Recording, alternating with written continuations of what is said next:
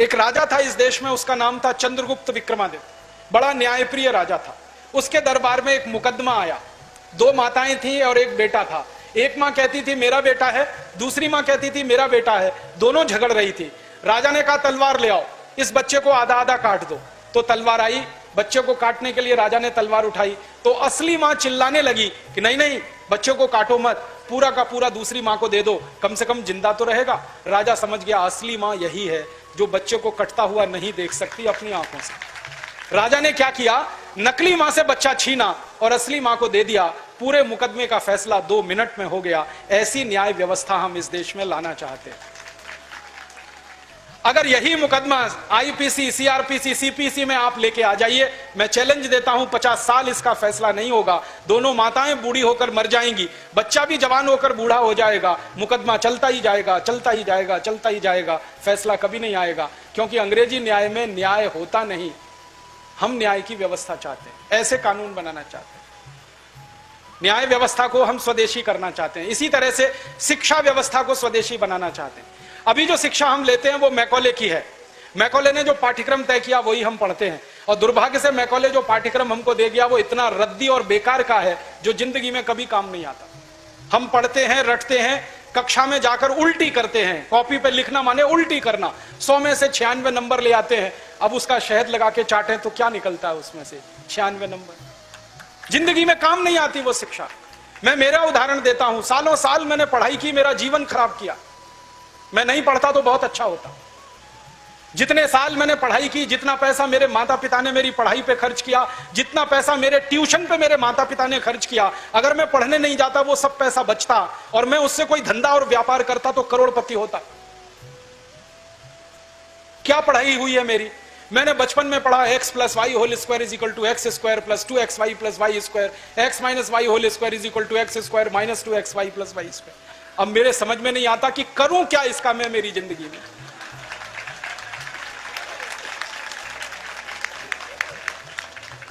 मेरे गणित के प्रोफेसर ने मुझको पढ़ाया, मैंने रटा, रट रट के दिमाग खराब किया, घंटों घंटों बर्बाद किए, किलो किलो कागज मैंने लिख लिख के खराब किए, और वो मेरी जिंदगी में आज तक काम नहीं आया। x + y होल स्क्वायर क्या करूं मुझे मालूम ही नहीं।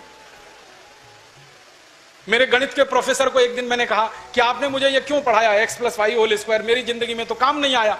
तो मेरे गणित के प्रोफेसर कहते हैं यार काम तो मेरे भी नहीं आया, मुझको किसी ने पढ़ाया, मैंने तुमको पढ़ाया। ये भेड़िया धसान क्यों चला रहे हो इस देश में? जो काम नहीं आता वो क्यों पढ़ा रहे हो इस देश के बच्चों? बचपन में मुझे पढ़ाया गया अमेरिका का पहला राष्ट्रपति कौन, क्या करूं इसका? मान लीजिए मुझे मालूम है अमेरिका का पहला राष्ट्रपति जॉर्ज वॉशिंगटन, करूं क्या? मालूम है मुझे, क्या करूं इसका? मैं सब्जी खरीदने जाता हूं बाजार में, सब्जी वाले को कहता हूं देखो मुझको मालूम है अमेरिका का पहला राष्ट्रपति जॉर्ज वॉशिंगटन था, वो सब्जी देगा क्या मुझे? फालतू में रटा रटा के मेरा दिमाग खराब कर दिया। अमेरिका का पहला राष्ट्रपति कौन? और मुझे इतना दुख होता है, तकलीफ होती है कि कोई मुझे यह पूछना शुरू करे कि तुम्हारे परिवार का पहला राष्ट्रपति कौन? मुझे नहीं मालूम। मेरे परिवार के राष्ट्रपति से मतलब मेरे दादा, दादा के दादा, दादा के दादा, दादा, कहीं से हमारा कुल शुरू हुआ ना, तो मेरे कुल का पति माने मेरा पहला पिता, वो कौन नहीं मालूम। और अमेरिका का पहला राष्ट्रपति मालूम है। और मुझे तो इतना दुख होता है कि अमेरिका का पहला ही राष्ट्रपति नहीं मालूम, 250 राष्ट्रपति मालूम है मुझे उनके, और मेरे कुल के 2.5 आदमी के नाम नहीं मालूम मुझे। मेरे पिताजी का नाम मालूम है, उनके पिताजी का, उसके आगे बढ़ता हूं तो सब ब्लैंक हो जाता है, याद ही नहीं मुझे। क्या करना है ऐसी शिक्षा से? काम की क्या है ये? बचपन में मुझको पढ़ाया कनाडा का क्लाइमेट कैसा, कनाडा का, भारत का नहीं, कनाडा का। कनाडा की जलवायु क्या है, क्या करूं उसका कनाडा की जलवायु का? मैं तो कभी कनाडा जाने वाला नहीं, कनाडा मेरे घर में कभी आने वाला नहीं, उसकी जलवायु पढ़ के करना क्या है? मैं शिवपुरी में रहता हूं, मैं भोपाल में, ग्वालियर में रहता हूं, मुझे शिवपुरी की जलवायु मालूम है तो कुछ काम आने वाली है। कनाडा की जलवायु क्या काम आने वाली है? कभी जिंदगी में मौका मिला कनाडा जाने का, जिसका कोई दूर दूर तक संभावना नहीं है, तब जाके वो बात कभी काम आएगी। उसके लिए रट रट के, पढ़ पढ़ के दिमाग खराब कर दिया घंटों घंटों। ऐसा फालतू इतिहास पढ़ाया। अकबर बड़ा महान था, होगा, मैं क्या करूं? अकबर महान था, ठीक है, मैं क्या करूं उसका? मेरी जिंदगी में उससे क्या फायदा होने वाला है अकबर की महानता से? मतलब मैं कहना यह चाहता हूं कि जो ज्ञान हम ले रहे हैं हमारी शिक्षा में, वो जिंदगी में कभी काम नहीं आता। आप ईमानदारी से अपने बारे में एक दिन ये करना, मेरी बात है इसलिए नहीं, आपने जो जो पढ़ा है अपनी जिंदगी में याद करो, उसमें से कितना आपके काम आया। शायद आप 100 का नंबर निकालेंगे तो 5 भी काम नहीं आया, 5% भी काम नहीं आया। जो काम नहीं आया पढ़ा क्यों, फिर रटा क्यों उसको?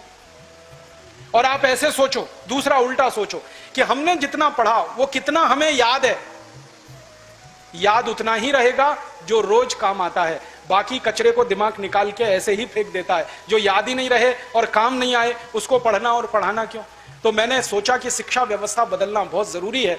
हमारे बच्चों के ऊपर इतना बोझा हो गया है, इस बोझे ने बच्चों को खत्म कर दिया।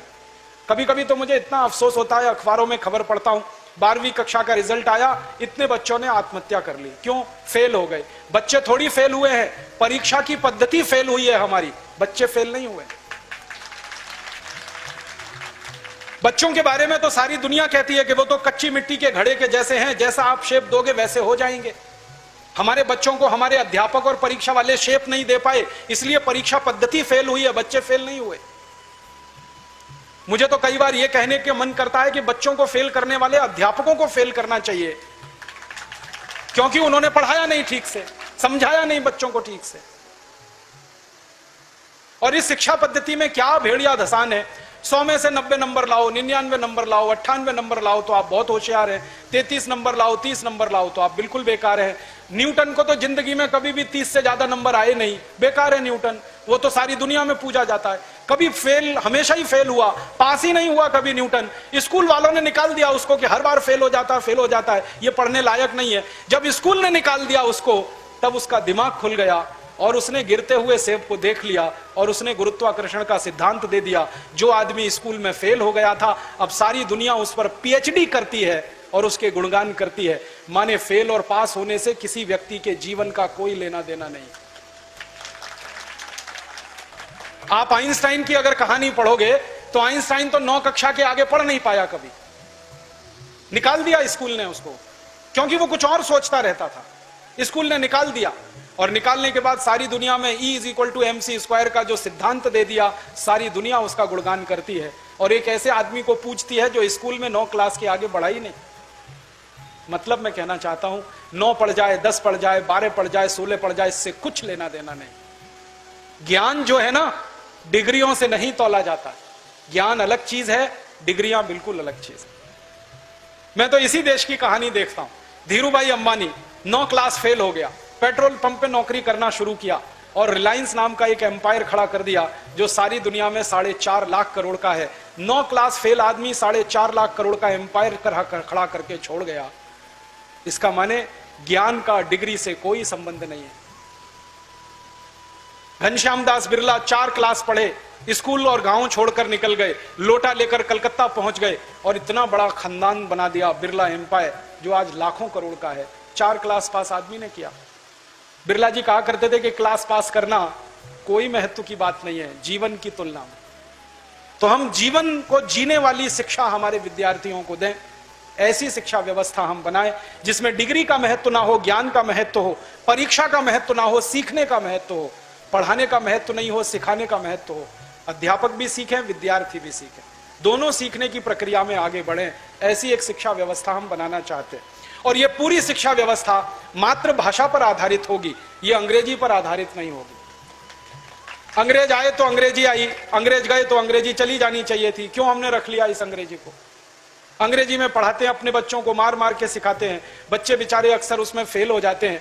हिंदुस्तान के बच्चे गणित में पास होते हैं, भौतिकी में पास होते हैं, रसायन में पास होते हैं, अंग्रेजी में फेल हो जाते हैं। होना ही चाहिए उनको अंग्रेजी में फेल, क्योंकि अंग्रेजी विदेशी भाषा है। मुझे आप एक अंग्रेज बताइए और दिखाइए जो हिंदी में पास हो जाए, तो मैं अंग्रेजी में पास होकर दिखा सकता हूं। जब कोई अंग्रेज हिंदी में पास नहीं हो सकता, तो हम भारत के विद्यार्थियों से क्यों अपेक्षा कर रहे हैं कि वो अंग्रेजी में पास हो? और अंग्रेजी भाषा नहीं है पास होने लायक, ये तो भाषा ही रद्दी है। इस भाषा का इतिहास जब मैंने पढ़ा, 5वीं शताब्दी में तो ये भाषा आई, माने मुश्किल से 1500 साल पुरानी है। हमारी भाषा तो करोड़ों साल पुरानी है, संस्कृत, हिंदी, मराठी, तमिल, तेलुगु, कन्नड़, मलयालम, ये तो 1500 साल पुरानी है। और दुनिया की सबसे रद्दी भाषा है अंग्रेजी, जिसकी कोई अपनी व्याकरण नहीं है जो शुद्ध हो और ठीक हो। आपको एक उदाहरण देता हूं, अंग्रेजी में एक शब्द है पीयूटी, पुट, बीयूटी, तो पीयूटी पट होना चाहिए, सीयूटी कट, बीयूटी बट, तो पीयूटी पट। अगर पीयूटी पुट तो सीयूटी कुट, बीयूटी बुट, यही होना चाहिए ना। क्या मूर्ख लोगों की भाषा है, ग्रामर ही नहीं है। और परम मूर्खता की भाषा ये अंग्रेजी। एक शब्द है अंग्रेजी में, उसमें कहते हैं केमिस्ट्री, CHEMISTRY, केमिस्ट्री। तो यहां पे CH जो है ना का हो गया, ठीक है, तो केमिस्ट्री में CH का हो गया, तो चोपड़ा में कोपड़ा होना चाहिए। CHOPARA है ना, उसको चोपड़ा क्यों कहते हैं, कोपड़ा कहो। और CHOPARA को चोपड़ा कह रहे हो तो CHEMISTRY को केमिस्ट्री कहो। फिर एक जगह CH का है, एक जगह CH चा है, कुछ समझ में ही नहीं आता क्या इनका हिसाब किताब है। मूर्खों की भाषा है ये अंग्रेजी। और इस भाषा की कितनी बड़ी कमजोरी है। अंग्रेजी में एक शब्द है SUN, माने सन, माने सूरज। अब किसी भी अंग्रेज माई के लाल को मेरी चुनौती है कि इसका दूसरा शब्द अंग्रेजी में से निकाल के लाए। SUN का पर्यायवाची है ही नहीं, लाएंगे कहां से। पूरी अंग्रेजी में सन का पर्यायवाची नहीं है, माने दूसरा शब्द नहीं है जो सूर्य को बता सके। अब हम संस्कृत की बात करें, सूर्य एक शब्द है, दिनकर, दिवाकर, रवि, भास्कर, मार्तंड, 84 शब्द हैं हमारे पास संस्कृत में। अंग्रेजी में एक ही है। एक शब्द है अंग्रेजी में मून, एक ही है, चंद्रमा। और हम संस्कृत में 56 शब्द हैं चंद्रमा के लिए। अंग्रेजी का एक शब्द है वाटर, माने पानी, वो अकेला एक ही है। वो नदी का पानी हो या नाले का, कुएं का हो या तालाब का, सब पानी वाटर है। और यहां भारत में हर पानी के लिए अलग शब्द है। बारिश का पानी अलग, समुद्र का पानी अलग, नदी का पानी अलग, तालाब का अलग, सरोवर का अलग, नाले का पानी अलग, कीचड़ का पानी अलग, सब पानी के लिए अलग अलग शब्द है। अंग्रेजी में एक ही है, वाटर। बहुत गरीब भाषा है अंग्रेजी, शब्द ही नहीं है उनके पास। कितने गरीब हैं, चाचा भी अंकल, मामा भी अंकल, मौसा भी अंकल, फूफा भी अंकल, फूफा का फूफा भी अंकल, मौसा का मौसा भी अंकल, कोई शब्द ही नहीं है अंकल के अलावा।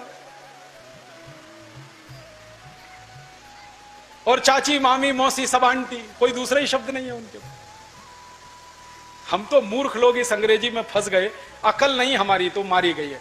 हमारे देश में जो अंग्रेजी पढ़ गए ना, अकल उन्हीं की मारी गई है। जो नहीं पढ़े वो बहुत होशियार। पता है, मैं कुछ लोगों के घरों में जाता हूं, मैंने जिंदगी में एक नियम बनाया। वो नियम यह है कि होटल में खाना नहीं खाऊंगा, होटल में ठहरूंगा नहीं। तो झक मार के मुझे घरों में ही ठहराना पड़ता है, खाना खिलाना पड़ता है, क्योंकि मैं खाता नहीं, होटल में ठहरता नहीं। तो हर बार नए नए घरों में जाता हूं खाना खाने, रहने के लिए।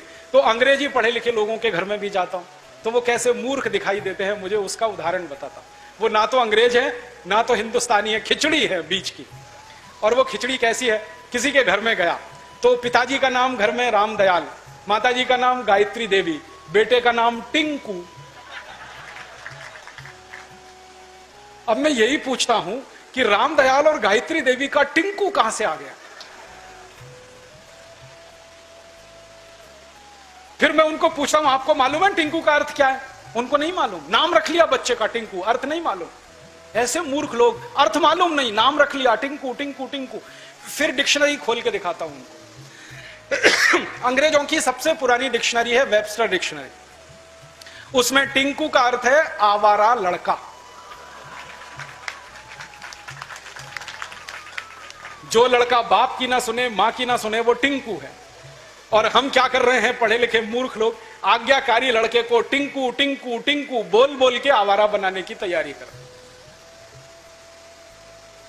ऐसे अंग्रेजी मूर्खों के घरों में जब मैं जाता हूं तो ऐसे ही नाम मिलते हैं, बबली, डबली, डब्लू, बबलू। क्या मतलब है डब्लू, बबलू, बबली, डबली? डिम्पल, ट्विंकल, कुछ मतलब ही नहीं। कुछ भारत में नाम की कमी हो गई है क्या? और इससे भी बड़ी बड़ी मूर्खताएं मैं देखता हूं। कोई अधकचरे हिंदुस्तानी माने आधा अंग्रेज आधा हिंदुस्तानी के घर में जाऊं तो इंप्रेशन जमाने के लिए, माने रौब जमाने के लिए अंग्रेजी झाड़ेगा। हाँ, भले गलत सलत लेकिन झाड़ेगा जरूर, रौब पड़े उसके ऊपर। वो क्या कहेगा, हिंदी में भी बोल सकता है, वो बात नहीं बोलेगा, वो कहेगा oh Rajiv Dixit, she is my missus. तो मैं पूछता हूं really she is your missus? क्योंकि उसको मिसेज का अर्थ नहीं मालूम। मिसेज का अर्थ जानते हैं क्या है? हर देश की अपनी सभ्यता अपनी संस्कृति होती है, तो उसमें से निकले हुए शब्द की भी अपने इतिहास और संस्कृति की व्यवस्था होती है। इंग्लैंड की सभ्यता कैसी है मालूम है? इंग्लैंड की सभ्यता में एक सबसे खराब बात है जो आपको कभी पसंद नहीं आएगी, कि वहां एक स्त्री और एक पुरुष जिंदगी भर साथ कभी भी नहीं रहते, बदलते रहते हैं। जैसे हम कपड़े बदलते हैं ना, वैसे वो एक दूसरे को बदलते रहते हैं। एक पुरुष की 20 स्त्रियां हो सकती हैं, एक स्त्री के 20 पुरुष हो सकते हैं। मेरे कई दोस्त हैं इंग्लैंड और यूरोप में जिनकी 40 शादियां हुई हैं, 41वीं करने को तैयार। ये उनके यहां चलता रहता। इसको उनकी भाषा में कहते हैं एक्स्ट्रा मैरिटल अफेयर्स, पर स्त्री गमन पर पुरुष गमन। तो एक पुरुष कई स्त्रियों से संबंध रखता है, एक स्त्री कई पुरुषों से संबंध रखती है। तो पत्नी को छोड़कर जितनी स्त्रियों से संबंध रखने वाले होते हैं वो सब मिसेज में जाते हैं। माने मिसेज का अर्थ है धर्म पत्नी को छोड़कर कोई भी महिला जिसके साथ आप बिस्तर में रात को सोएं वो मिसेज होती है, पत्नी को छोड़कर।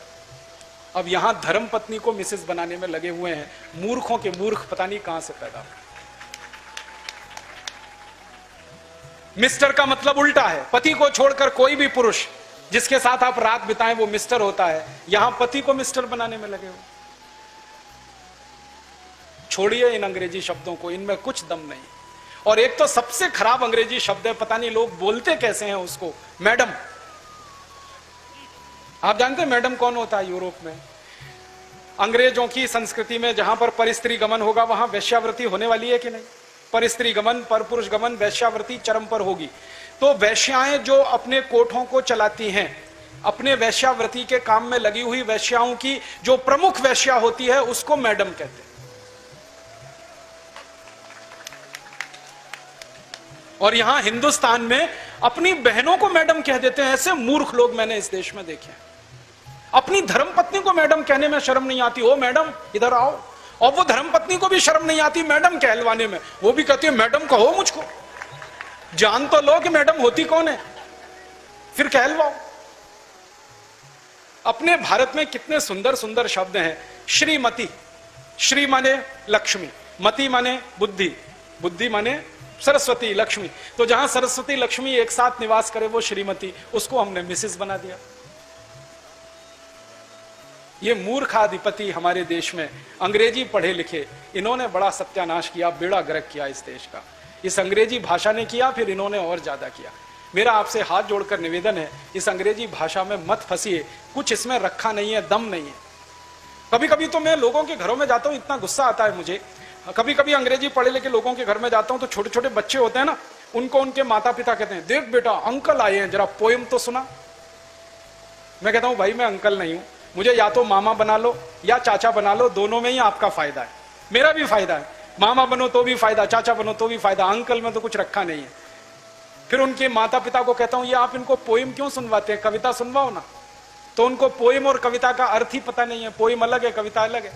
अब वो बच्चे चालू हो जाते हैं टेप रिकॉर्डर की तरह से और पोएम सुनाते हैं मुझको, rain rain go away come again another day little baby wants to play. अब मैं बच्चे को पूछता हूं तुमको मालूम है इसका अर्थ क्या है? नहीं मालूम। किसने सिखाया? मम्मा ने सिखाया। मम्मा को पूछा आपको अर्थ मालूम है रेन रेन गो अवे? नहीं मालूम। किसने बताया? टीचर ने बताया। टीचर को पूछो, उनको भी अर्थ नहीं मालूम। तो रटाया क्यों फिर बच्चे को? अर्थ ही नहीं पता। फिर बच्चों को मैं बताता हूं देखो इसका अर्थ यह है बारिश बारिश तुम चली जाओ मत आओ क्योंकि मुझे खेलना है। माने छोटे बच्चे को खेलना है, इसलिए वो बारिश को कह रहा है बारिश बारिश तुम चली जाओ, यहां मत आओ क्योंकि मुझे खेलना है। अब ये बच्चे कविता गा रहे हैं, बारिश बारिश तुम चली जाओ, यहां मत आओ, मुझे खेलना है। और ये ईश्वर से प्रार्थना के रूप में कविता है। करोड़ों बच्चों ने ये कविता गाई और ईश्वर ने सुन ली तो बारिश को वापस बुला लिया। तो क्या होने वाला है? बारिश नहीं होगी। बारिश नहीं होगी तो सूखा पड़ेगा। सूखा पड़ेगा तो आप भी भूखे मरेंगे, मैं भी मरूंगा, किसान भी मरेंगे। इतनी अकल नहीं है हमको ये रेन रेन गो अवे कितनी खतरनाक चीज है। हमारे भारत में 60% खेती बारिश पर होती है, 40% खेत में ही सिंचाई की व्यवस्था है। जब 60% खेती बारिश पर हो तो बारिश ज्यादा होनी चाहिए इस देश में। ऐसी कविताएं हम बच्चों को क्यों नहीं सिखाते? लेकिन वो कविताएं मातृभाषा में हो सकती हैं, अंग्रेजी में नहीं हो सकती। मैं एक मराठी मातृभाषा की कविता सुनाता हूं आपको, अर्थ बहुत सीधा है उसका। वो कविता है, ये रे पाऊसा तुला देतो पैसा, पैसा झाला खोटा पाऊस आला मोठा। ये रे माने आओ आओ, जल्दी जल्दी बारिश तुम आओ। पाऊसा माने बारिश, मराठी में कह रहे हैं बारिश बारिश तुम जल्दी जल्दी आओ। नहीं आओ तो मैं पैसा देने को तैयार हूं, तुम आ जाओ, क्योंकि मुझे बारिश की जरूरत है, क्योंकि खेत को पानी की जरूरत है, क्योंकि 60% खेती बारिश पर आधारित है। तो भारतीय कविता बारिश को बुलाने वाली होती है और अंग्रेजी कविता बारिश को भगाने वाली होती है। क्योंकि इंग्लैंड में मौसम खराब रहता है, कभी भी बारिश आती है, इसलिए वहां के बच्चे कहते हैं रेन रेन गो अवे, क्योंकि बारिश का कोई भरोसा नहीं। इंग्लैंड में 3 W होते हैं जिनका भरोसा नहीं होता। वेदर माने मौसम, कभी भी बदल जाएगा। दूसरा W वाइफ, उसका बिल्कुल भरोसा नहीं, सवेरे आपकी है, शाम को किसी और की है, कल किसी और की है, परसों किसी और की है। और तीसरा W होता है वर्क, जिसका कोई भरोसा नहीं। 20 साल आप किसी के यहां नौकरी कर रहे हैं, एक दिन में पिंक स्लिप देगा, भगा देगा। तो वाइफ, वेदर, वर्क का भरोसा नहीं। भारत में ये तीनों ही पक्के। वेदर तो एकदम पक्का है इस देश में। बारिश में बारिश होगी, सर्दी में सर्दी होगी, जाड़ों में जाड़ा पड़ेगा, शरद में शरद होगा, बसंत में बसंत आएगा। वेदर एकदम पक्का है। और वाइफ तो सबसे ज्यादा पक्की है, साथ साथ जन्म तक साथ नहीं छोड़ती। इतनी पक्की वाइफ तो दुनिया में कहीं नहीं। और वर्क भी पक्का है इस देश।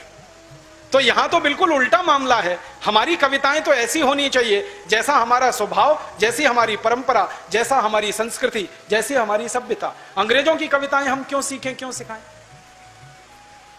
तो ये मूर्खता बंद करिए अपने जीवन से, ये अंग्रेजियत का भूत उतार दीजिए अपने जीवन। व्यक्तिगत बातचीत में अंग्रेजी के शब्दों का प्रयोग कम से कम करिए, कम से कम करिए। रौब मत झाड़िए दूसरों पर अंग्रेजी बोलकर, गलत सलत तो बिल्कुल मत बोलिए, टांग मत तोड़िए अंग्रेजी की। उनकी भाषा है, उनको मुबारक हो। और इस भाषा के बारे में 2-3 गलतफहमियां दिमाग से निकाल दीजिए। अंग्रेजी अंतरराष्ट्रीय भाषा नहीं है। 200 देश हैं, उनमें से सिर्फ 14 देशों में अंग्रेजी चलती है, बाकी कहीं अंग्रेजी नहीं है। फ्रांस में फ्रेंच है, जर्मनी में जर्मन है, रूस में रशियन है, जापान में जापानीज है, चीन में चाइनीज है, हॉलैंड में उनकी अपनी भाषा है, डेनमार्क में डेनिश है। सब देशों की अपनी भाषाएं हैं। अंग्रेजी सिर्फ उन्हीं देशों में है जो अंग्रेजों के गुलाम थे। Australia, New Zealand, Canada, Bharat, Pakistan, Bangladesh, America, ये सब अंग्रेजों के गुलाम देश हैं, इसलिए अंग्रेजी, बाकी नहीं है। और अंग्रेजी दुनिया की सबसे रद्दी भाषा है, क्योंकि शब्दों की संख्या सबसे कम है और व्याकरण इसका सबसे ज्यादा मूर्खता वाला है। यूनाइटेड नेशंस में भी अंग्रेजी नहीं चलती, वो फ्रेंच में काम करते हैं। एक बार मैंने पूछा उन लोगों को कि आप अंग्रेजी में काम क्यों नहीं करते, उन्होंने कहा बेकार भाषा है। फ्रेंच में क्यों काम करते हैं, वो कहते हैं बहुत वैज्ञानिक भाषा है। मैं पूछा फ्रेंच की वैज्ञानिकता क्या है, तो उन्होंने मुझे इतनी गहरी बात कही। उन्होंने कहा कि फ्रेंच में शब्द रूप और धातु रूप दोनों अलग अलग हैं। तो मैं पूछा ये कहां से आपने सीख लिया? उन्होंने कहा ये हमने संस्कृत से सीख लिया, क्योंकि संस्कृत में शब्द रूप और धातु रूप अलग अलग। संस्कृत दुनिया की सब भाषाओं की मां है, इसलिए संस्कृत सीखिए, लोगों को सिखाइए, संस्कृत बोलिए, लोगों को बुलवाइए। हिंदी सीखिए, हिंदी सिखाइए, मराठी, तमिल, तेलुगु, कन्नड़ सीखिए, सिखाइए। इस अंग्रेजी की टांग मत तोड़िए। फिर आप बोलेंगे जी दुनिया में व्यापार करना है तो अंग्रेजी चाहिए। बिल्कुल नहीं चाहिए। जापान के लोग सारी दुनिया में व्यापार करते हैं जापानीज में, जर्मनी के लोग सारी दुनिया में व्यापार करते हैं जर्मन में, रूस के लोग सारी दुनिया में व्यापार करते हैं रशियन में। अगर वो ये सब कर सकते हैं तो हम भी कर सकते हैं हिंदी में और संस्कृत में। अंग्रेजी सिर्फ उन्हीं लोगों को सीखनी चाहिए जो इंग्लैंड जाएं, और जब जाएं वीजा मिले तो सीख लेना। अभी से क्यों दिमाग खराब कर रहे हो अपना? और इंग्लैंड जाने का वीजा 115 करोड़ को तो मिलने वाला है नहीं, तो जबरदस्ती बचपन से क्यों सिखा रहे हो इन सबको? और इसका सबसे बड़ा दुष्परिणाम जानते हैं क्या होता है? जब मार मार के किसी बच्चे को आप अंग्रेजी सिखाते हैं, उसकी जिंदगी का 6 गुना समय आप बर्बाद कर देते हैं। जो बात बच्चा मातृभाषा में 1 घंटे में सीखता है, वही बात अंग्रेजी में सीखने में 6 महीने लग जाते हैं उसे। कितना समय बर्बाद किया आपने उसे? मैंने एक दिन हिसाब निकाला, सारा पाठ्यक्रम हम हिंदी में कर दें, मातृभाषा में कर दें, तो इंजीनियरिंग की पढ़ाई 2 साल में हो जाती है, मेडिकल की पढ़ाई 1.5 से पौने 2 साल में हो जाती है। इतना समय हम बचा सकते हैं। पहली कक्षा से 12वीं कक्षा तक अंग्रेजी हटा दी जाए तो जितना 12 साल में हम बच्चों को सिखाते हैं वो 2 साल में सिखा सकते हैं, समय बचा सकते हैं। पैसा बचा सकते हैं, तनाव कम कर सकते हैं दिमाग का। इसलिए हम चाहते हैं कि पूरी शिक्षण व्यवस्था इस देश में मातृभाषा में हो, बचपन से लेकर उच्च शिक्षा तक, और अंग्रेजी का प्रयोग इस देश में खत्म हो, चाहे वो सुप्रीम कोर्ट में चाहे हाई कोर्ट में। अगर सुप्रीम कोर्ट में हम मुकदमा करें तो मैं हिंदी जानता हूं, जज को भी हिंदी आनी चाहिए, और जज अगर हिंदी नहीं जानता तो उसको सुप्रीम कोर्ट में लाने की जरूरत क्या है? जिनको हिंदी आती है उनको जज बनाओ, और जिनको हिंदी आती ही नहीं है, सिर्फ अंग्रेजी जानते हैं, उनको सबको लंदन भेजो, इंग्लैंड भेजो। वो इस देश के किस काम के हैं? पैसा हिंदी वासी लोगों के खून पसीने की कमाई के टैक्स का लेंगे और न्याय अंग्रेजी में देंगे। ये कौन सी व्यवस्था? न्याय भी हिंदी में देना पड़ेगा। वादी को हिंदी आती है, प्रतिवादी को हिंदी आती है, जज को भी हिंदी आनी ही चाहिए। क्यों नहीं आनी चाहिए? भारत में नहीं आएगी तो किस देश में आएगी? तो न्याय व्यवस्था में हिंदी, प्रशासन व्यवस्था में हिंदी, संसद में भी हिंदी होनी चाहिए। मुझे तो बहुत नेताओं पर क्रोध आता है, वोट मांगने के लिए जब वो आते हैं तो मातृभाषा में आपसे बात करेंगे, गधे को बाप बनाएंगे। संसद में चुनकर ही पहुंचते हैं तो गिटपिट अंग्रेजी बोलना चालू कर देते हैं। किसके लिए संसद चलाते हैं? 1% लोगों को इस देश में अंग्रेजी समझती है, 99% लोगों को नहीं समझती। संसद में किसको सुनाने के लिए अंग्रेजी में बात करते हैं? मुझे भारत के पूर्व प्रधानमंत्री श्री अटल बिहारी वाजपेयी की एक बात याद आती है। वो कहा करते थे कि यूनाइटेड नेशन न्यूयॉर्क में जाके हिंदी बोलना आसान है, भारत की संसद में हिंदी बोलना बड़ा मुश्किल का काम है। इतनी अंग्रेजियत हमारे देश में आ गई। अटल जी ने न्यूयॉर्क में, संयुक्त राष्ट्र में हिंदी में धारा प्रवाह भाषण दिया था। वो कहते हैं कि यहां झक मार के अंग्रेजी में बोलना पड़ जाता है अपनी संसद। ये शर्मनाक स्थिति बदलनी पड़ेगी हमें। मातृभाषा में सारे काम हमें करने हैं। हमें हमारे जीवन में कुछ संकल्प लेने हैं। वो ये, हम भारतवासी हैं तो भारतीय भाषाओं में अपने जीवन को चलाएं, भारतीय भूषा पहनना शुरू करें, ये अंग्रेजी भूषा छोड़ें। मुझे तो बड़ी शर्म लगती है, इस देश के लोग क्या मूर्खता करते हैं। अंग्रेज चले गए, उनकी भूषा पकड़ के रखी हुई है, टाई, कोट, पैंट और काला कोट, भयंकर गर्मी में और गर्मी देने वाला। इस देश के वकीलों को देखता हूं, जून की भयंकर गर्मी में 50 डिग्री सेंटीग्रेड के तापमान में अदालत में अंधाधुंध बहस करते हैं, काला कोट चढ़ाकर और टाई लगाकर। पसीना पसीना अंदर से होता रहता है, कोट पर पसीना जमता रहता है, कोट सफेद सफेद हो जाता है। उसको उतारो तो 10 मीटर दूर बदबू आती है उस पसीने की। इसको उतार के क्यों नहीं फेंक देते इस काले कोट को? अंग्रेजों के जमाने में काला कोट होता था, अब अंग्रेजों के जाने के बाद काले कोट का मतलब क्या? हटाओ इसको। कभी कभी मैं ऐसे दृश्य देखता हूं, आप भी देखते होंगे। एक बारात जा रही है, बारात में दूल्हे राजा 3 पीस सूट और टाई लगा के घोड़े पे चढ़कर बैठे हुए हैं, मूर्खों के मूर्ख, सुपर इडियट। शादी वाले दिन इतनी इडियोसिटी, इतनी मूर्खता की जरूरत क्या? और जून की भयंकर गर्मी में दूल्हे राजा घोड़े पर 3 पीस सूट लाद के चढ़े हैं, पसीना पसीना हो रहे हैं, ससुराल में जाके चिल्लाते एसी लाओ, कपड़े उतार के फेंक दो, एसी की जरूरत क्या है? और उस दूल्हे राजा को मैं कहता हूं, भाई तुम 3 पीस सूट और टाई लगा के अपनी दुल्हन को लेने आए हो तो अपनी दुल्हन को स्कर्ट पहना के लेके जाओ, तब तो समझ में आता है। क्योंकि अंग्रेज आदमी जब सूट और टाई पहनता है तो उसकी पत्नी स्कर्ट पहनती है, तब तो दोनों एक जैसे हैं ना। हम कहते हैं पति पत्नी गृहस्थी के 2 पहिए हैं, एक पहिया साइकिल का, दूसरा ट्रैक्टर का, कैसे चलेगी ये? एक को तो 3 पीस सूट और पहना दिया टाई, और पत्नी को साड़ी में, तो पत्नी को स्कर्ट में रखो, तुम 3 पीस सूट और टाई में रहो। या तुम पत्नी को साड़ी में रखते हो तो खुद धोती कुर्ता क्यों नहीं पहनते? भारतीय पोशाक कितनी अच्छी पोशाक है, धोती कुर्ता पजामा खुला रहता है ना, अंदर हवा जाती रहती है। पतलून एकदम टाइट पहन लेते हैं और जीन्स चढ़ती नहीं है तो जमीन पर लेट जाते हैं, 45 डिग्री पे पांव उठा के खींच खींच के चढ़ाते हैं, ऐसी टाइट जीन्स पहन के बैठे, और चढ़ गई तो उतरती नहीं है, और कई बार उसके साथ बहुत कुछ उतर जाता है। ऐसे मूर्ख लोग इस देश में कहां से आ गए? ये अंग्रेजी भूषा छोड़ो, अंग्रेजी भाषा छोड़ो, सब कुछ बंद करो, ये अंग्रेजों का खत्म करो इसको, ये ठीक नहीं। हम भारतीय हैं, भारतीय भाषा इस्तेमाल करें, भारतीय भूषा इस्तेमाल करें, भारतीय भोजन इस्तेमाल करें। हमारा भोजन अपने बहुत स्वास्थ्य के लिए अच्छा है। रोटी चावल दाल सब्जी इडली सांभर रसम उत्तपम बड़ा, ये सब, pizza burger hot dog cold dog chow mein, ये सब अंग्रेजी भोजन। और विचित्र विचित्र नाम है, हॉट डॉग गरम कुत्ता, कोल्ड डॉग ठंडा कुत्ता, खा रहे हैं उसको। यह क्या मूर्खता का भोजन है। एक वो डबल रोटी होती है, पाव रोटी, जो सड़े मैदे से बनती है। आप कभी अगर बनता हुआ देख लें तो उसको छू नहीं सकते, इतनी गंदे तरीके से वो बनती है। मैदे को सड़ाते जाते हैं, फर्मेंट करते हैं, फिर उससे डबल रोटी बीच से काटते हैं, कुछ सलाद भर दिया, खीरा ककड़ी, फिर कहते हैं हॉट डॉग हो गया, कोल्ड डॉग हो गया। क्या मूर्खता। अपने पास इडली, सांभर, रसम, उत्तपम, इतनी वेराइटीज इस देश में है। यूरोप और अमेरिका में तो कुछ नहीं है। पाव रोटी, डबल रोटी यही खाते हैं पूरे देश में। 24-25 देशों में एक ही भोजन है और कुछ है ही नहीं। गेहूं है, गेहूं से आटा बनाते हैं। आटे को मूर्ख लोग रोटी नहीं बना पाते क्योंकि रोटी बनाना नहीं आता। पूरे यूरोप में, अमेरिका में किसी को रोटी बनाना नहीं आता। भारत की हर मां और बहन को आता है, यूरोप की किसी स्त्री को नहीं आता। वो आटा दे दो उनको गेहूं का और कहो रोटी बनाओ तो इतना पानी डाल के उसको सान सुन के रख देते, पता ही नहीं है कि कितना पानी डालते हैं, कितना रेशियो, कितना प्रोपोर्शन। मैंने तो यूरोप में ऐसी मूर्ख माताएं देखी हैं, दही जमाना नहीं आता उनको। हाँ, वो दही का पाउडर ले आते हैं, पानी में घोल के पी जाते हैं, ना दही ना मट्ठा।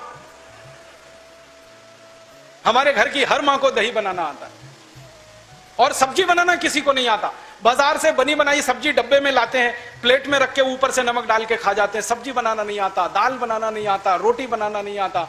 हमको सब कुछ आता है। टेक्नोलॉजी में हम उनसे बहुत ऊंचे हैं। गेहूं का एक आटा जिसको किसी भी भारतीय मां और बेटी या बहन को दे दो, उससे 50 किस्म की चीजें वो बना सकती है। पूरी बना सकती है, कचौरी बना सकती है, पराठा बना सकती है, आलू का पराठा, गोभी का पराठा, फिर मटर का पराठा, पता नहीं कितने तरह के पराठे, कितनी तरह की पूरी, कितने तरह की कचौरी। एक दिन मैंने हिसाब निकाला, मैं भारत में जन्म ले लिया उस दिन से और जिस दिन मैं मरूंगा उस दिन तक हर दिन एक नया स्वादिष्ट व्यंजन बना के इस देश में मैं खा सकता हूं। वो यही संभव है, किसी दूसरे देश में संभव नहीं। इतनी व्यंजन की विभिन्नता इस देश में कहीं नहीं। और मुझे तो लगता है कि भारत में सबसे बड़ी शोध अगर हुई है तो रसोई घर में हुई है और कहीं नहीं हुई। इतना अच्छा रसोई घर हमारे पास, फिर हम pizza, burger, hot dog, cold dog, chow mein के लिए परेशान हो। वो चाउमीन तो पता नहीं कैसे लोग खा जाते हैं, एकदम सड़े हुए मैदे की चीज। खानी है तो सिवई बना के खा लो अपने घर में, चाउमीन से अच्छी है। तो भोजन भारत का करो, भाषा भारत की बोलो, भूषा भारत की रखो, भजन भी भारत का करो, संगीत भी भारत का सुनो। ये विदेशी संगीत में कुछ रखा नहीं। वीडियो पसंद आए तो वीडियो को लाइक, शेयर और कमेंट करना न भूले दोस्तों।